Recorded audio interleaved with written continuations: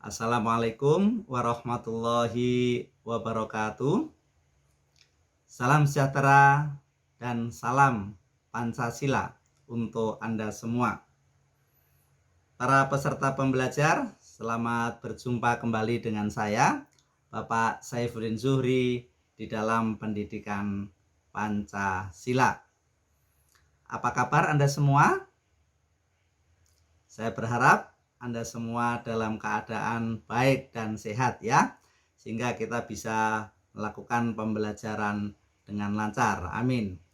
Nah, para peserta pembelajar, pada pertemuan kita kali ini kita akan bincang-bincang, ngobrol-ngobrol topik selanjutnya mengenai Pancasila. Topik kali ini akan berjudul tentang sifat dan bentuk hubungan sila-sila dalam Pancasila. Nah, sebelum lebih jauh kita bahas mengenai topik tersebut, ada baiknya bila saya kaitkan terlebih dahulu dengan salah satu sub bahasan pada pertemuan yang lalu. Nah, dulu kita pernah bahas mengenai di mana letak posisi dan keunikan ideologi Pancasila di antara ideologi-ideologi besar lainnya di dunia. Salah satu titik perbedaannya yang menyebabkan Pancasila memiliki keunikan dari ideologi lain adalah Pancasila selalu mengambil titik keseimbangan atau jalan tengah antara konsensus-konsensus ideologi yang kalau kita telaah dalam sejarahnya tarik-menarik antara ideologi kelompok Islam dengan kelompok nasionalis. Kelompok Islam menginginkan negara ini menjadi negara Islam dan kelompok nasionalis menginginkan negara sekuler. Demikian halnya Pancasila selalu mengambil jalan tengah dalam sistem kemasyarakatan antara sistem individualisme dengan kolektivisme, dan yang terakhir mencari titik keseimbangan dalam sistem kenegaraan antara tradisi lama yang biasanya mengusung nilai-nilai mengenai musyawarah mufakat dan negara modern yang mengusung nilai-nilai demokrasi. Itulah letak keunikan dari ideologi Pancasila, selalu menjadi sintesa antara tesa antitesa dua sistem yang biasanya face a face atau saling berhadap-hadapan. Pancasila selalu mencari titik keseimbangan. Nah, selain itu para peserta pembelajar, ada satu faktor lagi yang menyebabkan ideologi Pancasila unik dan berbeda dengan dasar negara dan ideologi negara-negara lain, yaitu tentang sifat satu kesatuan atau memiliki sifat holistik dan komprehensif. Nah, sebagaimana sudah kita bahas dari aspek sejarah, sebelum Pancasila disahkan oleh BPUPKI sebagai dasar filsafat negara Republik Indonesia, secara yuridis, unsur-unsur Pancasila secara inheren telah melekat dalam adat istiadat dan kehidupan keagamaan bangsa Indonesia. Nah, kelekatan yang telah ada dalam adat istiadat dan agama itu kemudian diolah, dirumuskan, diformulasikan, dibahas di dalam BPUPKI dan disahkan oleh BPKI yang pada akhirnya menjadi Pancasila sebagai asas-asas kenegaraan. Nah, ketiga proses itulah yang disebut dengan Triprakara. Ada Pancasila adat istiadat, ada Pancasila religius, dan Pancasila kenegaraan.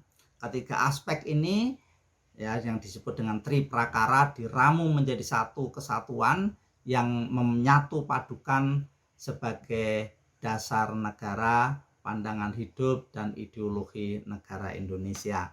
Nah, khusus pada pertemuan ini para peserta pembelajar, kita akan bahas mengenai bagaimana sifat dan bentuk hubungan sila-sila dalam Pancasila. Para peserta pembelajar, setidaknya ada 3 aspek yang menunjukkan kesatuan dari sila-sila Pancasila. Pertama disebut dengan bersifat majmu' tunggal organik. kedua susunannya bersifat hierarkis piramidal, dan ketiga kesatuan saling mengkualifikasi. Nah, apa maksud ketiganya tersebut? Pertama, yang disebut dengan bersifat majmu' tunggal organik. Nah, apa maksudnya? Nah, dari istilah saja majmu' itu sebuah kumpulan yang menyatu ya, tunggal organik. Jadi maksudnya adalah terdiri dari bagian-bagian yang seakan-akan terpisahkan. Dalam hal kesatuannya itu masing-masing mempunyai kedudukan dan fungsi tersendiri. Namun meskipun demikian, walaupun berbeda tapi tidak saling bertentangan, akan tetapi saling melengkapi, bersatu, terwujud satu keseluruhan, dan keseluruhan membina bagian-bagiannya. Nah, kalau kita lihat implementasi dari maksud istilah majmu' tunggal tersebut adalah bahwa sila-sila dalam Pancasila itu walaupun masing-masing sila merupakan unsur atau komponen tersendiri, tetapi di dalam implementasi atau pengejawantahannya merupakan satu kesatuan. Kita menjadi bangsa Indonesia yang berpancasila tidak boleh mencomot satu sila kemudian membuang sila yang lain, atau mengambil beberapa sila dan mengabaikan sila yang lain. Ketika kita menjadi Indonesia adalah sekaligus kita juga berketuhanan, berkemanusiaan, berpersatuan, bermusyawarah, bermufakat, dan berkeadilan sosial. Jadi ini menandakan bahwa menjadi orang Indonesia itu harus menjadi manusia seutuhnya dengan berbagai dimensinya. Ya sebagai makhluk rohani, ya sebagai makhluk jasmani, sebagai makhluk individu sekaligus makhluk sosial, sebagai diri sendiri yang memiliki otonomi, tapi sekaligus sebagai warga negara yang memiliki hak dan kewajiban. Jadi itulah manusia Indonesia. Jadi tidak bisa kita disamakan dengan katakanlah konsep negara sekuler. Ketika kita membahas masalah negara, maka moralitas disingkirkan, kemudian kita semata-mata hanya mengacu pada hukum-hukum positif. Di Indonesia, lekat di dalamnya sudah terikat oleh sejarah panjang, ada hukum-hukum adat, ada hukum-hukum yang bersumber dari norma-norma agama. Namun ketika kita menjadi Indonesia, masing-masing unsur tersebut harus bersatu padu, ya harus seimbang. Ya, jadi orang Indonesia ya harus taat beribadah, tetapi juga harus berperi kemanusiaan. Tidak boleh atas nama Tuhan ya, mentang-mentang sila pertama adalah ketuhanan, tapi bertuhan yang tidak berperi kemanusiaan. Fanatik terhadap agama tapi abai terhadap persatuan, kebinekaan, dan lain sebagainya. Atas nama demokrasi, hak untuk memilih, tetapi mengabaikan nilai-nilai kebersamaan. Atas nama kebebasan berekspresi, tapi mengabaikan nilai-nilai keadilan sosial, dan lain sebagainya. Itulah maksudnya majmu' tunggal organik. Nah, yang kedua adalah sifat kesatuan itu susunan hierarkis piramidal. Nah, maksudnya adalah bahwa di dalam susunan sila-sila Pancasila ada sila pertama sampai sila kelima itu berjenjang ya.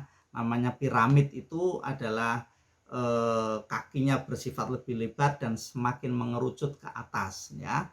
Kesatuan yang bertingkat di mana tiap sila di muka, sila lainnya merupakan basis atau pokok pangkalnya.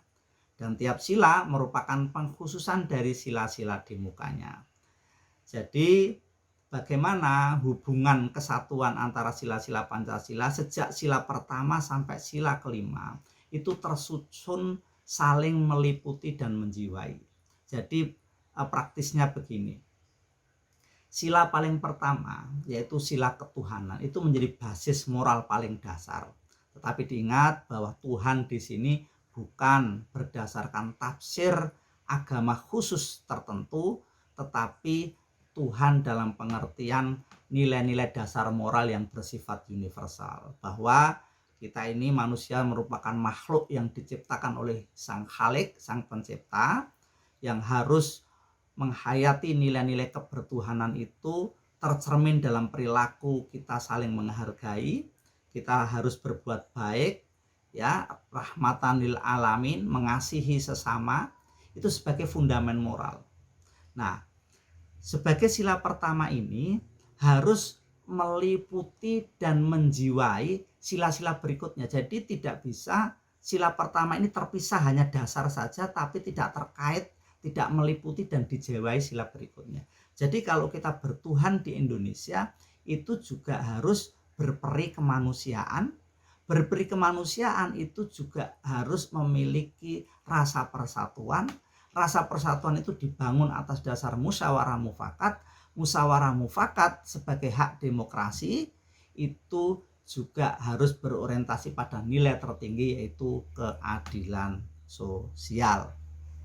Nah, demikian halnya seterusnya. Sila kedua juga harus dijiwai dan meliputi sila pertama, tapi juga harus menjiwai dan meliputi sila ketiga, 4, dan 5. Begitu seterusnya. Jadi saling terkait, saling melandasi, ya. Sila sebelumnya itu lebih luas tapi lebih abstrak, sila berikutnya adalah mengerucut lebih khusus sekaligus lebih mengaksentuasi atau lebih bersifat implementatif yang mengkhususkan sila tersebut. Nah, jadi itulah manusia Indonesia, ya. Jadi ini lagi-lagi menunjukkan kesatuan sila-sila dalam Pancasila. Nah, itu yang dimaksud dengan susunan hierarkis piramidal. Kemudian yang terakhir adalah saling mengualifikasi, ya. Jadi sila-sila yang 5 itu saling mengualifikasi, ya. Jadi kesatuan saling menyifati yang tiap sila mengandung keempat sila lainnya sehingga sila-sila Pancasila itu merupakan satu kesatuan tidak terpisahkan. Jadi katakanlah kalau dibuat dalam sebuah grafik, ya, jadi hubungan yang holistik, ya, yang komprehensif itu saling mengualifikasi. Sila-sila itu menjadi satu kesatuan yang saling terangkai, saling melingkari. Sejak dari sila pertama sampai sila ke-5. Nah, jadi itulah manusia Indonesia, para peserta pembelajar. Kita ini memang bangsa yang diproses melalui sejarah panjang, banyak faktor yang mempengaruhi menjadi Indonesia. Sejak dari kultur budaya-budaya lama, ya, yang ada di dalam sistem-sistem sosial, baik itu kerajaan-kerajaan kuno, masyarakat-masyarakat primitif, ya, ada tradisi, adat istiadat dan sebagainya, sampai sistem kepercayaan baik oleh agama-agama asli yang dipercayai oleh penduduk Indonesia yang lebih dulu ada, sampai hadirnya agama-agama berikutnya, ya, agama-agama Semitik, ya, yang akhirnya menjadi bagian dari agama masyarakat Indonesia. Itu semua membentuk sampai pada sejarah kolonialisme, di mana hadirnya negara-negara Eropa, kemudian Jepang, Perang Dunia Kedua ikut turut mempengaruhi, mengkonstruksi, dan membentuk bagaimana Indonesia berikutnya sampai hari ini. Itulah dari proses-proses sejarah yang beragam itulah, unsur-unsur yang beraneka ragam itulah akhirnya membentuk Indonesia. Ya, memang ini sebuah tantangan dan kita adalah termasuk jenis bangsa bentukan. Bangsa bentukan itu sangat ditentukan oleh hasil konsensus. Makanya menjadi Indonesia itu memang obsesinya menjadi manusia yang utuh, multidimensi. Sekaligus memang ini rumit untuk diijawantahkan, tapi ini sebuah tantangan. Kita adalah bangsa yang khas. Nah, itulah para peserta pembelajar melalui topik satu kesatuan sila-sila dalam Pancasila ini, sebuah tantangan kita semua bagaimana mewujudkan di dalam perilaku real kita sehari-hari dalam konteks individu. Kalau dalam hidup bersama bisa dalam konteks hidup bermasyarakat, kalau di dalam ketatanegaraan adalah dalam kebijakan-kebijakan pemerintah, bagaimana mencerminkan dan membuktikan satu kesatuan yang holistik, yang komprehensif sila-sila Pancasila dalam Pancasila, sehingga kita menjadi manusia yang utuh dan seimbang. Nah, dengan demikian itulah yang dicita-citakan dari proses berdirinya negara ini, yaitu menjadi manusia Indonesia seutuhnya. Nah, saya berharap peserta pembelajar dari topik ini, mari kita amati, mari kita kritisi diri kita sendiri, lingkungan kita masing-masing maupun konteks negara ini. Apakah kebijakan-kebijakan selama ini sudah mengakomodasi dari satu kesatuan sila-sila Pancasila? Atau kita masih belum komprehensif atau belum seimbang dan belum utuh? Karena kita tahu bahwa di dalam perjalanan sejarah, bahkan dalam kekuasaan sekalipun, seringkali penguasa juga melakukan praktek-praktek yang kurang ideal di dalam pelaksanaan Pancasila. Sejak dari presiden pertama sampai presiden hari ini, mungkin ada titik-titik kelemahan yang menjadikan kurang komprehensif di dalam pelaksanaan Pancasila. Kadang ada satu presiden yang lebih mengutamakan religiositas, kebertuhanan, sehingga lebih dekat dengan kelompok-kelompok yang berorientasi pada fanatisme agama, tapi mengabaikan nilai-nilai yang lain. Atau ada presiden yang terlalu menekankan sila persatuan atas nama persatuan Indonesia, memberangus keberagaman, demokrasi dikekang, kebebasan berpendapat dibatasi, keragaman diberangus, ya, dan lain sebagainya atas nama persatuan. Tentu itu tidak benar. Ada juga presiden yang mengusung nilai-nilai kerakyatan terlalu dominan, sehingga nilai-nilai moralitas, institusi agama dianggap tidak penting, sehingga ini menyinggung proses-proses sejarah masa lalu dan lain sebagainya. Nah, ini memang manusia tidak ada yang sempurna, demikian halnya penguasa. Tetapi Pancasila selalu menyediakan ruang terbuka untuk didiskusikan dan menyediakan diskus untuk dikembangkan terus-menerus. Itulah mengapa Pancasila adalah ideologi terbuka, dan beginilah cara untuk mengimplementasikan dan mengejawantahkan Pancasila dalam kehidupan berbangsa dan bernegara. Demikian para peserta pembelajar, mudah-mudahan apa yang saya sampaikan ini ada manfaatnya. Kurang lebihnya mohon maaf, dan topik ini akan kita kembangkan, kita dalami dalam pembelajaran secara online berikutnya. Demikian, jaga kesehatan Anda dan sampai jumpa pada pertemuan yang akan datang dengan topik bahasan berikutnya. Wabillahi taufiq wal hidayah. Wassalamualaikum warahmatullahi wabarakatuh. Salam Pancasila.